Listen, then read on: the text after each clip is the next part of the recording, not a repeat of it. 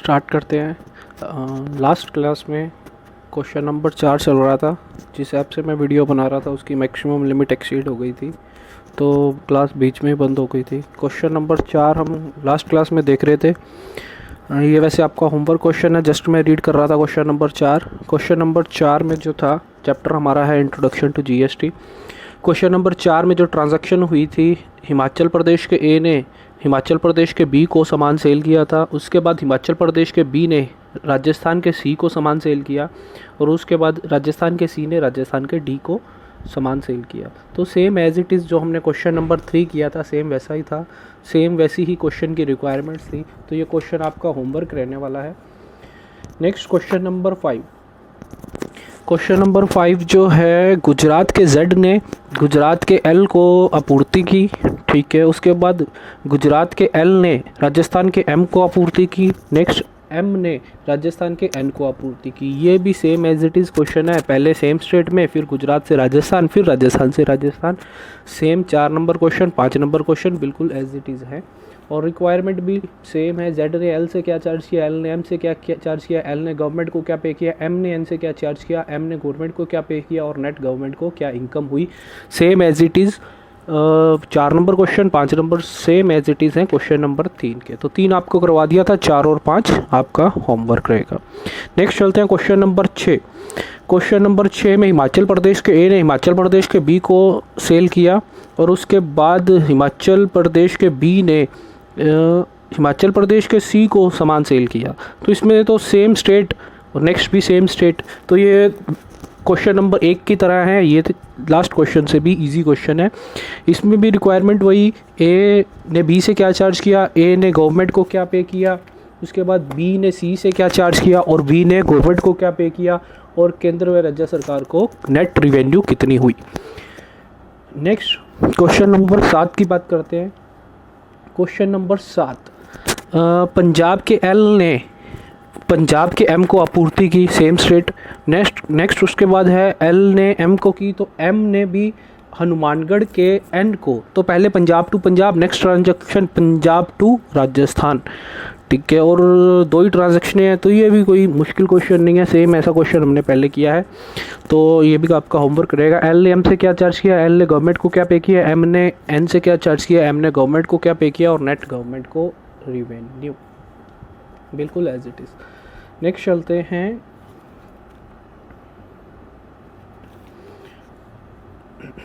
Question number 8। ये लगभग 7 और 8 लगभग सेम है। 8 नंबर करवा देता हूँ आपको।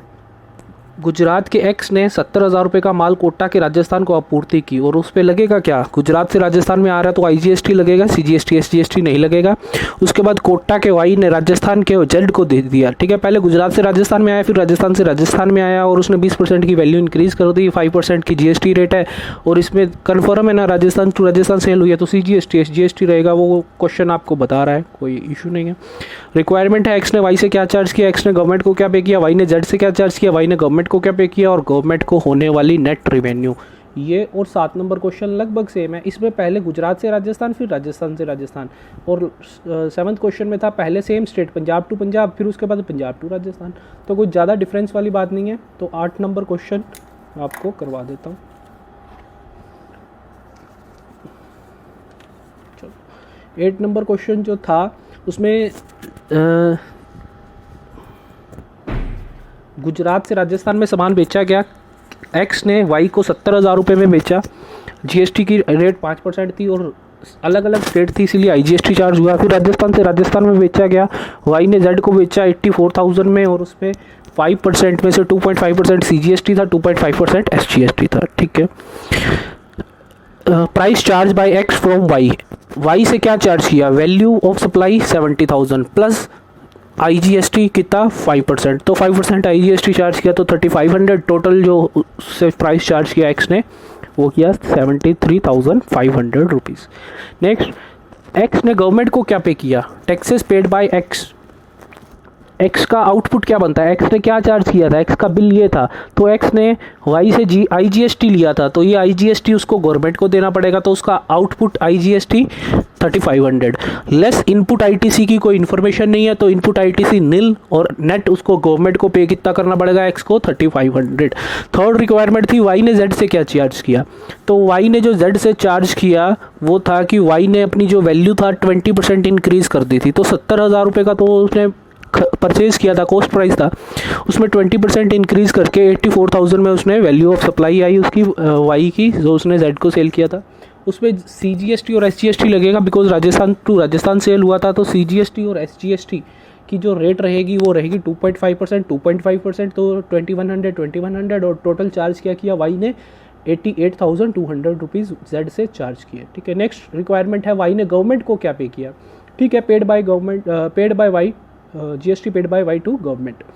तो वाई पे क्या करेगा, जो वाई ने बिल काटा था उससे पता चलेगा, तो वाई ने ये बिल काटा था, वाई ने जेड से CGST और SGST के पैसे लिए हैं, तो ये उसका आउटपुट बनता है, ये उसकी लायबिलिटी बनती है गवर्नमेंट को पे करना। तो आउटपुट लायबिलिटी उसकी है 2100 CGST और SGST।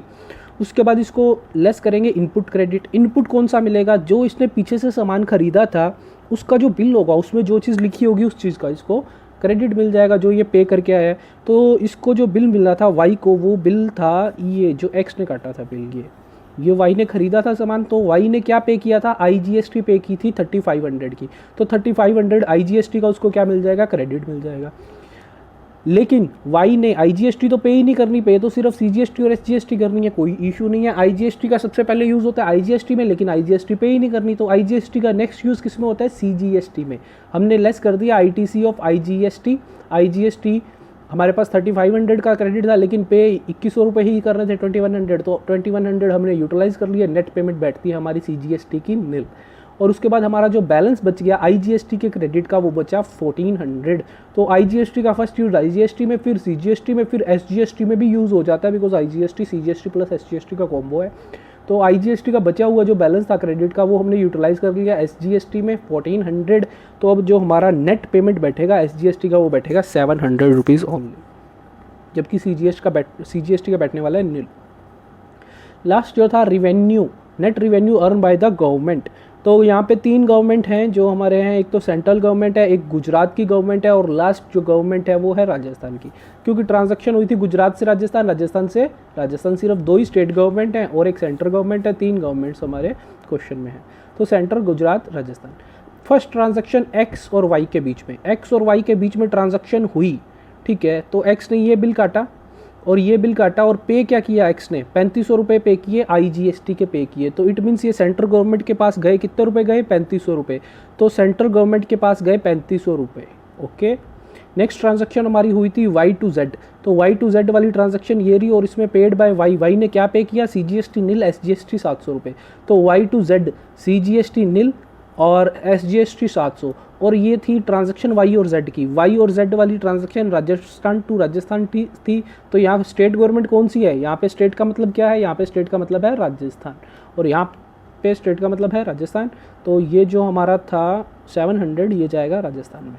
ओके, लेकिन इसमें एक था क्रेडिट यूज़ हो रहा है, लास्ट में तो जो था इसमें ITC यूज़ नहीं हो रहा था, इसमें ITC भी यूज़ हो रहा है, तो इसीलिए इसमें ट्रांसफ़र का चेक करना पड़ेगा। CGST के पे करने थे हमने 2100 रुपये, CGST होती है सेंट्रल गवर्नमेंट की। IGST यूटिलाइज़ कर लिया, IGST भी तो सेंट्रल गवर्नमेंट का होता है, तो कोई ट्रांसफ़र एंट्री की जरूरत नहीं है। SGST पे करना था 2100 रुपये, जबकि हमने नेट पे सिर्फ 700 रुपये किया, 1400 रुपये यूटिलाइज़ किए। किस चीज़ के यूटिलाइज़ किए, IGST के। इट मीन सेंट्रल गवर्नमेंट के IGST के हमने 1400 रुपये यूटिलाइज़ किए हैं। तो ये 1400 रुपये राजस्थान की गवर्नमेंट में हमने प्लस करने हैं और सेंट्रल की गवर्नमेंट में से माइनस करने हैं। तो इसको ट्रांसफ़र चेक कर लेते हैं। ट्रांसफ़र सेंटर में से माइनस कर दिए, राजस्थान में प्लस कर दिए। तो ये हमारा जो नेट निकल के आया 2100 रुपये नील, 2100 रुपये। इसका हम क्रॉस चेक कर लेते हैं। जो लास्ट में सामान सेल किया गया राजस्थान से राजस्थान में, वाई ने जेड को 84,000 में बेचा था, तो CGST SGST का मतलब यहाँ राजस्थान आएगा। तो 84,000 का 5% जो करेंगे तो वो आया 5% तो आया 4200, उसका आधा CGST आधा SGST, तो 2100 रुपये की CGST बैठती है, 2100 की SGST बैठती है। CGST सेंट्रल गवर्नमेंट को मिलेगी 2100 और SGST राजस्थान की स्टेट को मिलेगी, तो 2100 ये हमारा यहाँ से, और हमने डायरेक्ट चेक किया तो टैली बैठता है, इट मीन्स इसमें कोई मिस्टेक नहीं है। तो क्वेश्चन नंबर 8 कंप्लीट हुआ, चैप्टर कंप्लीट हुआ।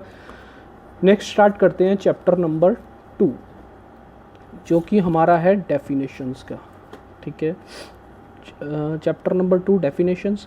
अभी हमने जो फर्स्ट चैप्टर किया था वो था इंट्रोडक्शन टू GST, अभी हम जो कर रहे हैं वो है CGST। तो ठीक है, GST के इंट्रोडक्शन हो गया, GST का चैप्टर हमारा जो एक्ट स्टार्ट हो रहा है वो है CGST एक्ट। तो CGST एक्ट की सेक्शन नंबर 2 पढ़ रहे हैं जिसमें डेफिनेशंस दी हुई है। लगभग सभी एक्ट्स जो होते हैं उसका जो सेक्शन नंबर 2 होता है उसमें डेफिनेशन देखने को मिलती है। जो सेक्शन नंबर 1 होते हैं वो उस एक्ट की एप्लीकेबल बताता है कि कहाँ कहाँ एप्लीकेबल है, तो सेक्शन नंबर 2 में आपको डेफिनेशंस देखने को मिलती हैं। तो सेम CGST एक्ट का सेक्शन नंबर 2 उसमें है डेफिनेशंस। पहली डेफिनेशन, इसमें कुछ एक डेफिनेशंस जो हैं काम की वो मैं आपको पढ़ा रहा हूँ, और कुछ एक चैप्टर्स जैसे करेंगे उसी चैप्टर में हम उसकी डेफिनेशन भी रीड कर लेंगे। तो अभी जो जो डेफिनेशंस मैं करवा रहा हूँ वो देखते हैं। डेफिनेशन, पहली डेफिनेशन हम पढ़ रहे हैं aggregate turnover. Aggregate turnover, turnover means sales. Aggregate turnover में क्या क्या चीज़ आएगी? कुल एग्रीगेट टर्नओवर से आशय निम्नलिखित के कुल मूल्य से है। सभी कर योग्य आपूर्ति, जो भी टैक्सेबल आपने आपूर्ति की है, जो भी टैक्सेबल आपने सेल की है वो एग्रीगेट टर्नओवर में आएगी। लेकिन इसमें क्या चीज़ नहीं आएगी? आवक आपूर्ति के मूल्य को छोड़कर जिस पर विपरीत प्रभार के आधार पर कर दे हो। ये क्या कहना क्या चाहता है? कहते हैं जो भी आप टैक्सेबल सेल करोगे ना वो एग्रीगेट टर्नओवर में आएगी। लेकिन कई बार क्या होता है, आप सामान खरीदते हो और उसके पे लगता है RCM। RCM क्या होता है? Reverse charge mechanism. नॉर्मली जो टैक्स पे किया जाता है, GST पे किया जाता है, वो सेलर पे करता है। लेकिन कई बार कुछ एक ऐसी ट्रांजैक्शन होती है जिसमें जो GST पे करना पड़ता है वो बायर को पे करना पड़ता है। तो ये अपोजिट हो गया ना। नॉर्मली तो कौन करता है पे? सेलर करता है, लेकिन कई ट्रांजैक्शंस में बायर को GST पे करना पड़ता है डायरेक्ट ही। तो इसीलिए उस केस को बोलते हैं RCM, रिवर्स चार्ज मैकेनिज्म। तो जो रिवर्स चार्ज मैकेनिज्म के अंदर आपने कोई सामान खरीदा और उस पर रिवर्स चार्ज मैकेनिज्म अप्लाई हो रहा था, तो खरीदने पर भी आपको GST खुद ही पे करना पड़ा। वैसे तो बिल के अंदर जुड़ा हुआ होता है, लेकिन इसमें आपने सेलर को पे नहीं किया वो GST, आपने डायरेक्ट गवर्नमेंट को पे किया और सामान खरीदा था। तो ऐसा ना सोच लेना कि हमने GST पे किया है तो ये हमारी सेल है। तो ये हमारी सेल नहीं है, ये तो एक्चुअल में हमारी परचेज है। तो टर्नओवर में परचेज कैसे आ जाएगी? ये सिर्फ डाउट क्लियर कर रहा है कि कहीं आप इस डाउट में आ जाओ RCM है, हमने टैक्स पे किया है तो हम इसको टर्नओवर में ऐड कर दें। नहीं, ये परचेज है लेकिन हमने टैक्स पे किया तो ये सेल में तो ऐड होनी ही नहीं चाहिए। तो सभी टैक्सेबल सेल्स आ जाएंगी, लेकिन उसमें RCM वाली परचेज नहीं आएगी जिसमें टैक्स आपने पे किया, वो ऐड नहीं होगी। नेक्स्ट जो पॉइंट है वो है कर मुक्त आपूर्ति। कोई भी कर मुक्त आपूर्ति होगी वो इसमें कुल मूल्य में सम्मिलित हो जाएगी। हालांकि टैक्स फ्री है लेकिन एग्रीगेट टर्नओवर में वो आ जाएगी। नेक्स्ट, माल या सेवा या दोनों का निर्यात। ठीक है, माल या सेवा या दोनों का निर्यात करते हो, एक्सपोर्ट भी करते हो, तो भी वो एग्रीगेट टर्नओवर में तो आ जाएगा। हालांकि निर्यात पे जो आपका पड़ेगा GST नहीं पड़ेगा, क्योंकि निर्यात की डेस्टिनेशन कहाँ हुई? आपने इंडिया से USA में एक्सपोर्ट किया है तो वो जाके लास्ट में कंज्यूम USA में होने वाला है, तो उस पर GST नहीं लगेगा, लेकिन वो एग्रीगेट टर्नओवर में ऐड जरूर हो जाएगा। नेक्स्ट, फोर्थ पॉइंट, ऐसे व्यक्ति की अंतर्राज्यीय आपूर्ति जिसे एक ही स्थायी खाता संख्या, एक ही पैन नंबर से उसने अलग अलग जगह काम किया हुआ है, ऐसे व्यक्ति की अंतर्राज्यीय आपूर्ति जिसे एक ही पैन नंबर रखने वाले व्यक्तियों द्वारा की गई हो, जिसकी गणना संपूर्ण भारत के आधार पर की गई हो। तो अपने एक जगह से दूसरी जगह सामान भेजा जिसका पैन नंबर सेम ही है तो वो भी ऐड हो जाएगा। नेक्स्ट, प्रतिकूल आवर्त में निम्नलिखित चीज़ें सम्मिलित नहीं होंगी। GST कोई भी सम्मिलित नहीं होगा। GST में CGST भी आ जाता है, SGST भी हो गया, UTGST भी हो गया, IGST भी हो गया, और इनके ऊपर अगर कोई सेस वगैरह लग रहा है तो सेस भी हो गया। तो कोई भी टैक्स, GST का कोई भी टैक्स टर्नओवर के अंदर ऐड नहीं होगा। नेक्स्ट, कुछ एक स्पष्टीकरण दिया हुआ है। ठीक है, पहला पॉइंट कुछ नहीं है, ये बताया था मैंने कि RCM वाला सेम जो भी हमने ऊपर पढ़ा था। कुल आवर्त की गणना निम्न दशाओं में विशेष महत्व रखती है। हम इसकी कैलकुलेशन करते क्यों हैं एग्रीगेट टर्नओवर की? एक तो कंपोजिशन स्कीम अडॉप्ट कर सकता है या नहीं, 75 लाख या 1.5 करोड़ तक टर्नओवर है या उससे एक्सीड कर गई, इसके लिए हमें एग्रीगेट टर्नओवर चेक करनी पड़ती है। टैक्सेबल टर्नओवर नहीं, एग्रीगेट टर्नओवर चेक करनी पड़ती है। और कोई बंदा रजिस्ट्रेशन करवाने के लिए लाइबल है या नहीं है, जीएसटी में रजिस्ट्रेशन करवाना चाहिए या नहीं चाहिए, उसकी लिमिट है 10 लाख, 20 लाख, 40 लाख, और वो रजिस्ट्रेशन करवाने के लिए लाइबल है या नहीं है, ये कैसे पता चलेगा? ये किस चीज़ लिमिट किस में देखनी पड़ेगी? एग्रीगेट टर्नओवर अगर 10, 20, 40 लाख से ज़्यादा हो गई तो उसको रजिस्ट्रेशन करवाना पड़ेगा। ठीक है, तो ये हमारा फर्स्ट हो गया। नेक्स्ट जो हम चलते हैं असेसमेंट। तो असेसमेंट तो इनकम टैक्स में भी पढ़ा ही होगा। असेसमेंट होता क्या है? निर्धारण। असेसमेंट को हिंदी में बोला कर निर्धारण या निर्धारण। निर्धारण शासी है इस अधिनियम यानी सीजीएसटी एक्ट चल रहा है, तो सीजीएसटी एक्ट के तहत कर देता का निर्धारण करने से, मतलब कि सीजीएसटी एक्ट के अकॉर्डिंग उसकी टैक्स की लायबिलिटी क्या बनती है उसको डिसाइड करना ही, उसका निर्धारण करना ही हमारा असेसमेंट कहलाता है। असेसमेंट कई तरह का हो सकता है, सेल्फ असेसमेंट, रीअसेसमेंट, इंटरियम असेसमेंट, सारांश हो गया, समरी असेसमेंट, सर्वोत्तम निर्णय, बेस्ट जजमेंट असेसमेंट। ठीक है, कोई खास ऐसा इंपॉर्टेंट नहीं है। कुछ आएगा तो नेक्स्ट अलग से शायद चैप्टर भी है इसका, तो वहाँ देख लेंगे। नेक्स्ट डेफिनेशन हम देखते हैं कैजुअल टैक्सेबल पर्सन। ये थोड़ा सा अच्छा है, इम्पोर्टेंट है, मतलब डायरेक्ट आप एग्ज़ाम में आ जाए तो नहीं लिख सकते। असेसमेंट वगैरह तो वैसे आपको पता होता है, लिख सकते हो, लेकिन ये कैजुअल टैक्सेबल पर्सन ऐसा है जो नहीं पढ़ा तो आप नहीं लिख पाओगे, तो ये थोड़ा सा देख लेना। कैजुअल टैक्सेबल पर्सन रफली बताऊं तो ये है कि ऐसा बंदा जिसका बिजनेस करने का कोई फिक्स एरिया नहीं है, कभी वो कहाँ अपना दुकानदारी खोल लेता है, कभी कहाँ खोल लेता है, तो ऐसे बंदे को कैजुअल टैक्सेबल पर्सन बोलते हैं। जैसे ठीक है, कोई बंदा आज राजस्थान में बैठ के, राजस्थान के किसी एरिया में गंगानगर में बैठ के सामान सेल कर रहा है, 2 महीने यहाँ सेल किए, फिर उसके बाद यहाँ से अपना सामान उठा के कहीं और चला गया, फिर वहाँ जाके उसने अपना सामान सेल करना शुरू कर दिया, यानी उसका कोई परमानेंट बिजनेस का प्लेस नहीं है, कभी कहाँ बैठता है कभी कहाँ बैठता है। तो क्या है इसमें?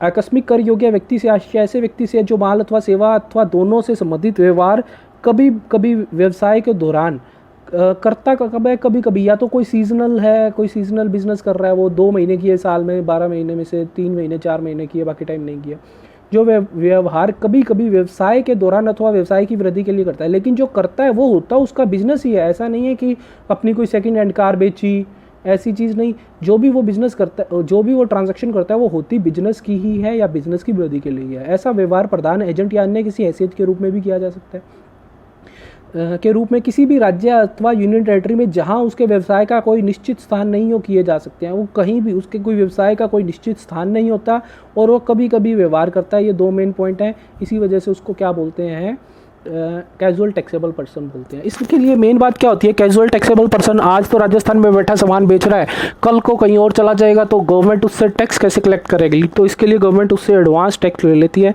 स्पष्टीकरण में कुछ एक पॉइंट दिए हुए हैं तो वो हम थोड़ा सा देख लेते हैं। ऐसे व्यक्ति कभी माल व सेवा की आपूर्ति कभी कभी ही करते हैं। ऐसा व्यक्ति प्रधान एजेंट के रूप में कहीं भी हो सकता है। ऐसे लेन देन वह भारत के किसी भी राज्य या यूनियन टेरिटरी में जहाँ उसके व्यवसाय का निश्चित स्थान नहीं हो कर सकते हैं। उसका कोई निश्चित स्थान नहीं होता, कहीं से भी वो ये ट्रांजैक्शन करता है। ऐसा व्यक्ति व्यवसाय प्रारंभ करने के कम से कम 5 दिन पूर्व रजिस्ट्रेशन के लिए आवेदन करेगा। तो उसको रजिस्ट्रेशन के लिए 5 दिन पूर्व आवेदन करना पड़ेगा और उसको 90 दिन के लिए उसको क्या मिल जाएगा, रजिस्ट्रेशन जारी कर दिया जाएगा। और ये अगर वो चाहे तो उसको आगे 90 दिन के लिए बढ़वा भी सकता है। ठीक है, ऐसा व्यक्ति, ये इंपॉर्टेंट पॉइंट है, इस चीज़ का ये ध्यान रखना, ऐसा व्यक्ति अनुमानित, क्योंकि अभी वो आया है बिजनेस स्टार्ट करने, अभी उसका जीएसटी कैसे पता चल जाएगा कि उसका क्या सामान सेल करेगा, तो एस्टिमेट लगा लेते हैं कि उसका टैक्स की लायबिलिटी क्या बैठने वाली है कि बराबर की राशि अग्रिम कर के रूप में जमा करवाएगा। तो उसका पता नहीं है कल को कहाँ चला जाएगा, इसलिए गवर्नमेंट उससे एडवांस टैक्स जमा करवा लेती है, एडवांस जीएसटी जमा करवा लेती है। एस्टिमेट के अकॉर्डिंग उसका जो भी टैक्स बनता है, जीएसटी बनता है, वो उससे जमा करवा के गवर्नमेंट रख लेती है। नेक्स्ट चलते हैं हम कंपोजिट सप्लाई। कंपोजिट सप्लाई और एक होती है मिक्स सप्लाई। बड़ा आसान कंसेप्ट है कंपोजिट और मिक्स सप्लाई में। सिर्फ आपको एक ही चीज़ चेक करनी है, वो सप्लाई कंपोजिट है या मिक्स है। अगर कंपोजिट और मिक्स सप्लाई में मीन्स ही क्या होता है, जब आपको एक साथ एक से कुछ ज़्यादा चीज़ें प्रोवाइड की जा रही हैं, दो चीज़ें, तीन चीज़ें एक साथ बेची जा रही है या कुछ सर्विस प्रोवाइड की जा रही है और बदले में आपसे एक साथ कुछ चार्ज ले लिया जाता है, ठीक है, कि ये तीन चीज़ें हैं और इसके बदले में ये आपसे पैसे लिए जा रहे हैं, तो अब वो कंपोजिट है या मिक्स है, कैसे पता चलेगा? तो अगर कोई भी चीज़ जो आपको एक से ज़्यादा चीज़ एक साथ बेची जा रही है, सर्विस दी जा रही है, अगर वो चीज़ नेचुरल है, वो एक्चुअल में एक साथ ही बिकती हैं या नेचुरल बंडल है अगर वो, तब तो वो है कंपोजिट सप्लाई। और अगर उसका बंडल बनाया हुआ है, ऐसे ही दो तीन चीज़ों को मिक्स करके एक साथ बेचा जा रहा है, तो वो हमारी मिक्स सप्लाई रहेगी। अगर नेचुरल बंडल है तो वो हमारी कंपोजिट सप्लाई रहेगी। तो सिर्फ बस ध्यान रखना है नेचुरल बंडल है या नहीं है। संयुक्त आपूर्ति से आशय एक कर योग्य व्यक्ति द्वारा प्राप्तकर्ता को माल अथवा सेवा की दो या दो से अधिक कर योग्य वस्तुओं सेवाओं को दोनों की आपूर्ति, जिसे एक कॉम्बिनेशन बना के बेचा जाता है, जिन्हें स्वाभाविक रूप से यानी अगर उसका नेचुरल बंडल है तो ओके है, अदरवाइज वो मिक्स सप्लाई में चला जाएगा। एक दूसरे के साथ मिलाकर ही आपूर्ति की जा सकती है, जिसमें से एक आपूर्ति प्रमुख आपूर्ति होती है। और इनमें से एक आपूर्ति क्या होती है? मेन आपूर्ति एक चीज़ मेन होती है। तो जो चीज़ मेन होती है उसका जो जीएसटी का रेट होगा वही आपका पूरी पे अप्लाई होगा, पूरी वैल्यू पे उसी रेट से आपको टैक्स पे करना पड़ेगा। नेक्स्ट हम देखते हैं कि जैसे एग्जांपल दिया हुआ है, जहां माल पैक करके बीमा सहित ट्रांसपोर्ट द्वारा भेजी जाती है, तो ऐसी स्थिति में माल की आपूर्ति, पैकिंग, सामग्री, परिवहन व बीमा एक संयुक्त आपूर्ति है। वह माल की आपूर्ति एक प्रमुख आपूर्ति है।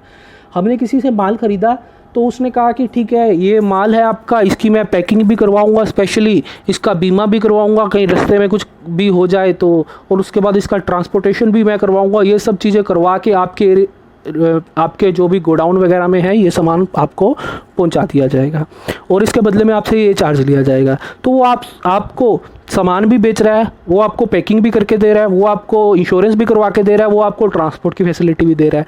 लेकिन ये नेचुरल बंडल है, तो नेचुरल बंडल है, सिर्फ सामान ऐसा तो नहीं है मैं उसको कह दूं कि सामान मैं तेरे से नहीं ले रहा, साथ वाली दुकान से ले रहा हूं, तू उसकी पैकिंग करा के, बीमा करा के ट्रांसपोर्ट करवा दे।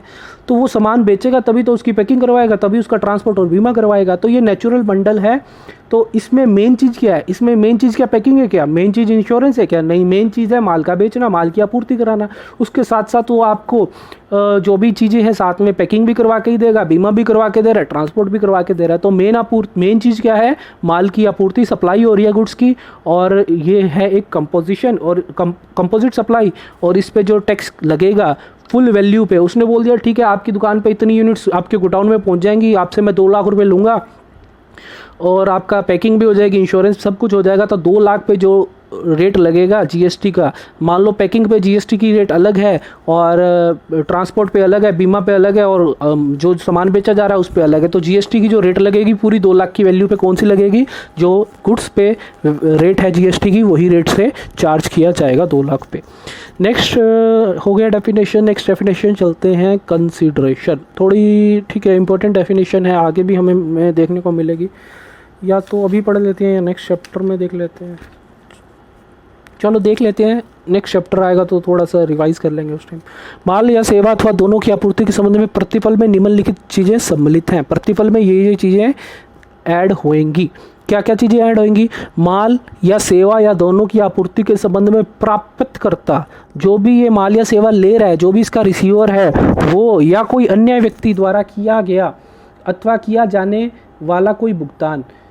क्या है? माल या सेवा की सप्लाई की जाएगी, जो इसका रिसीवर होगा वो खुद या उसके बिहाफ पे कोई अन्य व्यक्ति ने या तो भुगतान कर दिया या तो कर दिया गया या किया जाएगा, किया जाने वाला कोई भुगतान।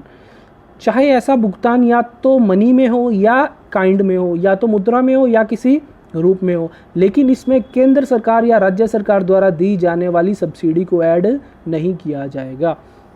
कंसीडरेशन में क्या आ जाएगा?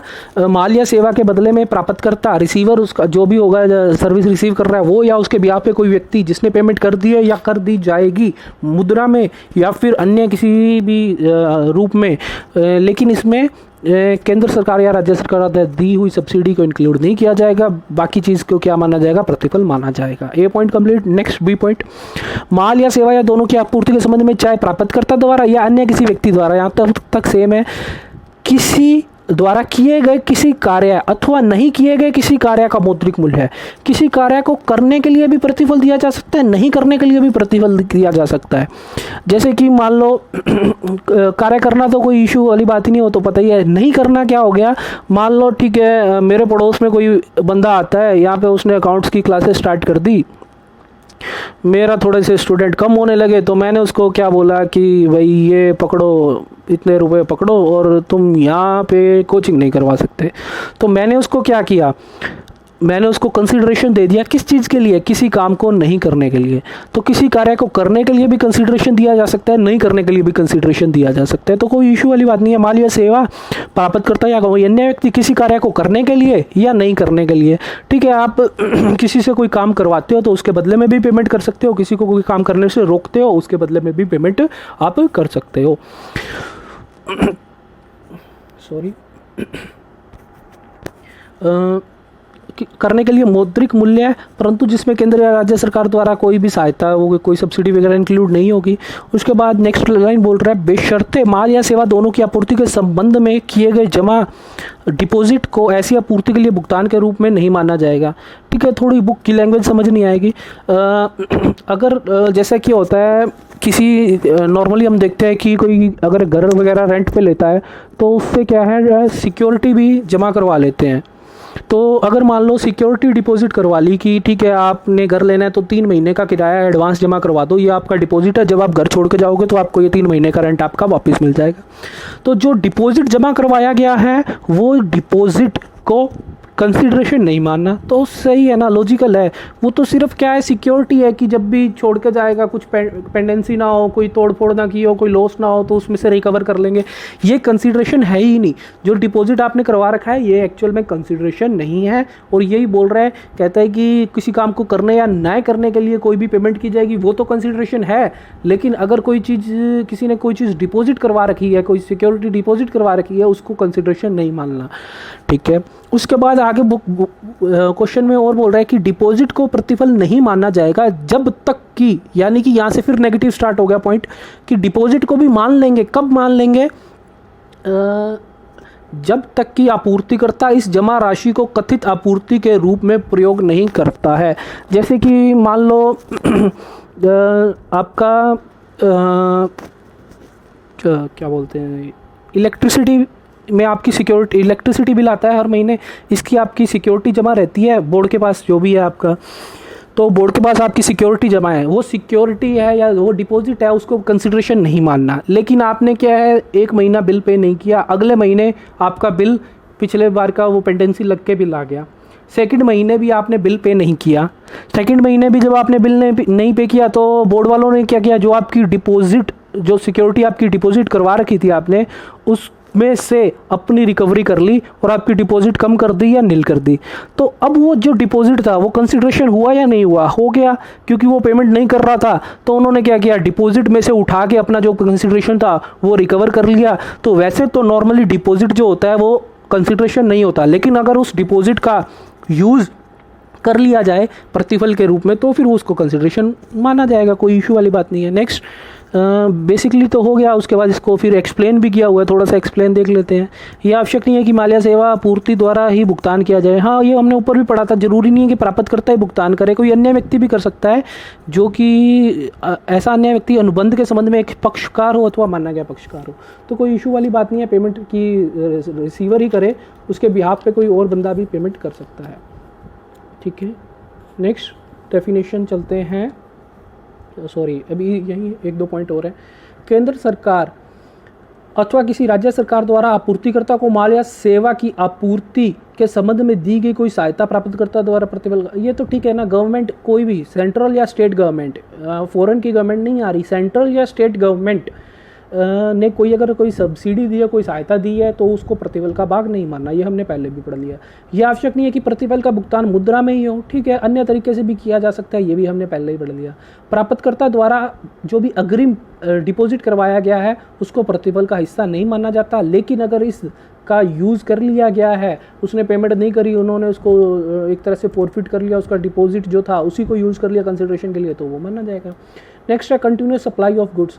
किसी कंटिन्यूस सप्लाई ऑफ गुड्स, किसी गुड्स की सप्लाई लगातार की जा रही है तो कंटिन्यूस सप्लाई होगी, और इसका जो बिल है वो कुछ कुछ पीरियड बाद आता रहे।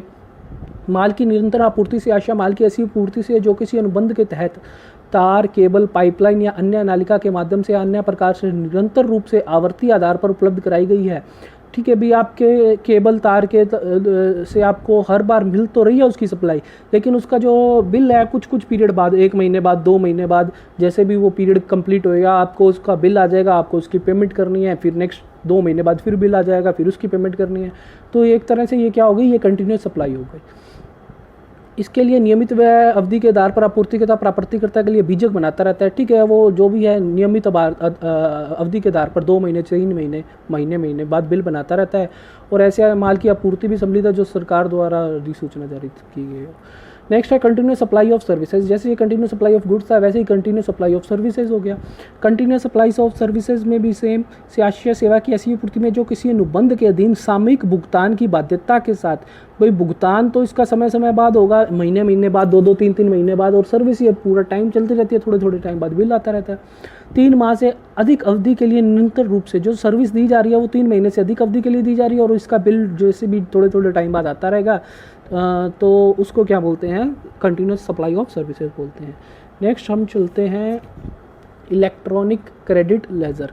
तो ये कोई ख़ास पढ़ने वाला नहीं है, बस यही है कि जो भी बंदा जीएसटी वगैरह पे करता है तो उसको इनपुट क्रेडिट मिलना है या जो भी है, उसका एक इलेक्ट्रॉनिक क्रेडिट लेजर मेंटेन रहेगा, उसमें वो उसका क्रेडिट डिपॉजिट होएगा, उसमें से यूटिलाइज होकर वो आउटपुट टैक्स लायबिलिटी पे कर देगा। तो उसका जो रिकॉर्ड रहेगा जीएसटी पेबल वगैरह का, वो किस में रहेगा, इलेक्ट्रॉनिक क्रेडिट लेजर में रहने वाला है। नेक्स्ट चलते हैं इलेक्ट्रॉनिक कॉमर्स। तो इलेक्ट्रॉनिक कॉमर्स तो सबको पता ही है, ऑनलाइन जो भी आप सामान वगैरह मंगाते हो तो ये इलेक्ट्रॉनिक कॉमर्स है। इलेक्ट्रॉनिक कॉमर्स से आशिया माल या सेवा दोनों की आपूर्ति डिजिटल या इलेक्ट्रॉनिक नेटवर्क के माध्यम से है।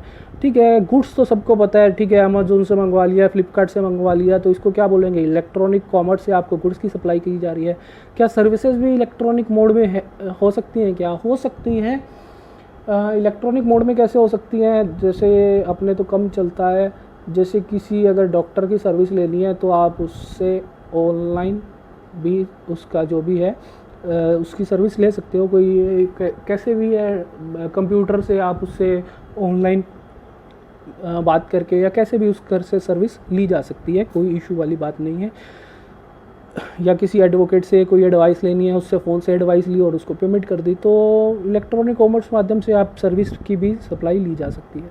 नेक्स्ट है इलेक्ट्रॉनिक कॉमर्स ऑपरेटर। तो इलेक्ट्रॉनिक कॉमर्स क्या होता है, ऑनलाइन सामान बेचना या सर्विस प्रोवाइड करना इलेक्ट्रॉनिक कॉमर्स है, और जो ऐसा प्रोवाइड करवा रहे हैं वो इलेक्ट्रॉनिक कॉमर्स ऑपरेटर हैं। अमेजोन वाले, फ्लिपकार्ट वाले इलेक्ट्रॉनिक कॉमर्स ऑपरेटर हैं। इसका अलग से भी हम एक चैप्टर में पढ़ेंगे, तो कुछ खास नहीं है, बस ठीक है मीनिंग पता होना चाहिए। नेक्स्ट चलते हैं हम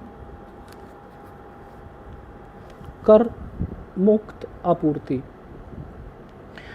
कर मुक्त आपूर्ति एग्जम्प्टेड सप्लाई से आशय किसी भी माल या सेवा दोनों की आपूर्ति से जिस पर कर की दर शून्य है। कर की दर शून्य है तो उसको क्या बोलेंगे, एग्जम्प्टेड सप्लाई।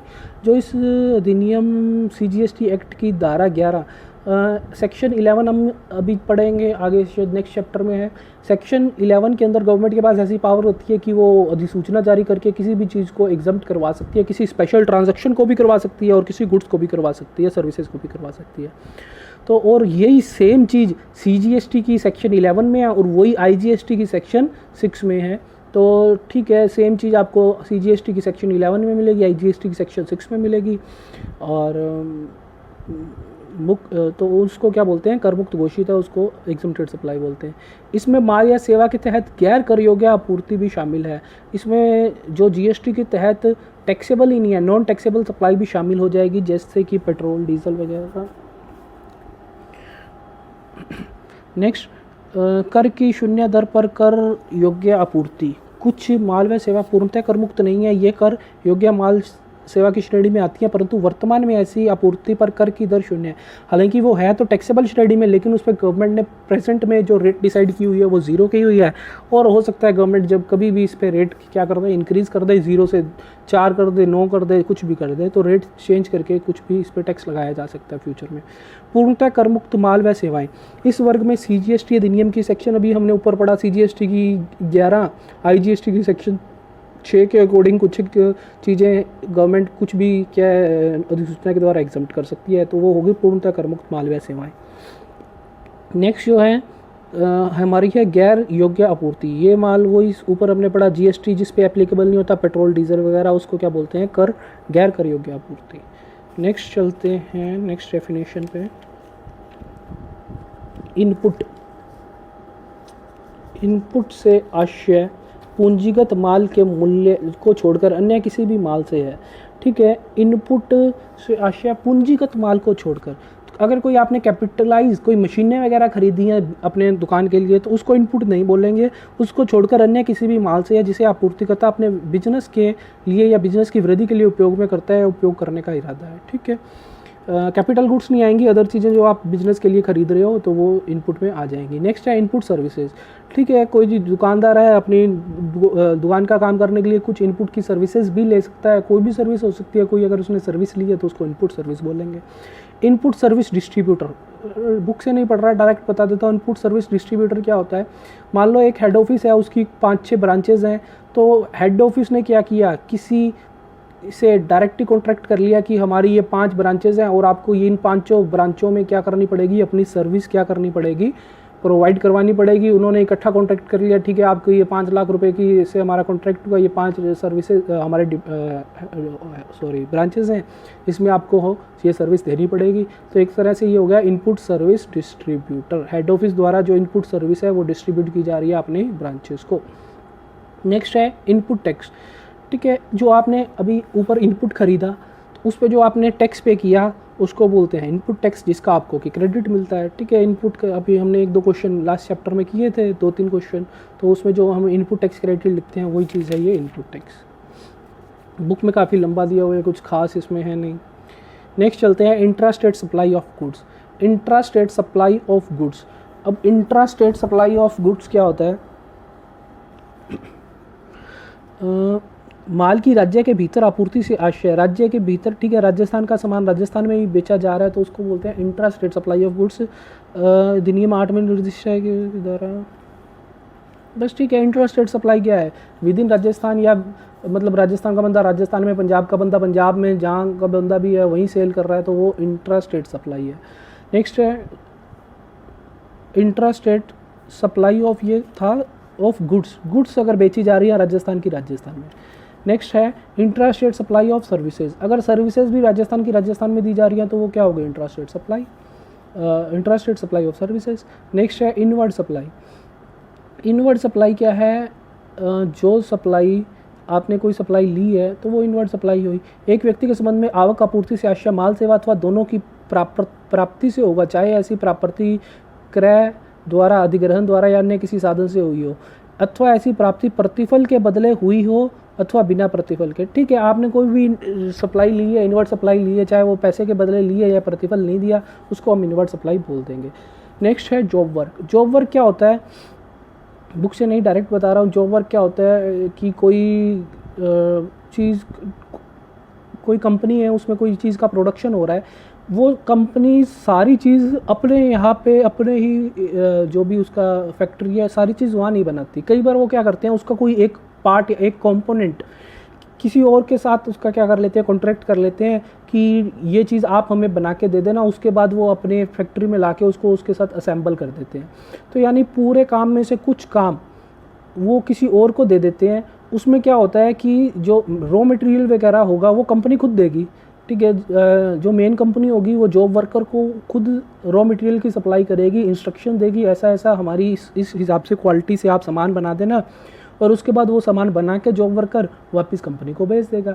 तो एक तरह से जॉब वर्कर ने सामान बेचा या सर्विस दी, जॉब वर्कर ने तो ओनली सर्विस दी, क्योंकि रॉ मटेरियल किसका था, कंपनी का था, इंस्ट्रक्शंस वगैरह सब, क्वालिटी वगैरह सब किसका कंट्रोल था, कंपनी का था। उसने सिर्फ अपनी सर्विस प्रोवाइड करी, गुड्स बना के दी और वो वापस कंपनी में भेज दी। तो जॉब वर्कर क्या होता है, कोई काम कंपनी किसी और बंदे से करवाती है, रॉ मटेरियल वगैरह खुद प्रोवाइड करवाती है और वो सिर्फ प्रोसेसिंग करके उस पर और हमें वो चीज़ प्रोवाइड करवा देता है।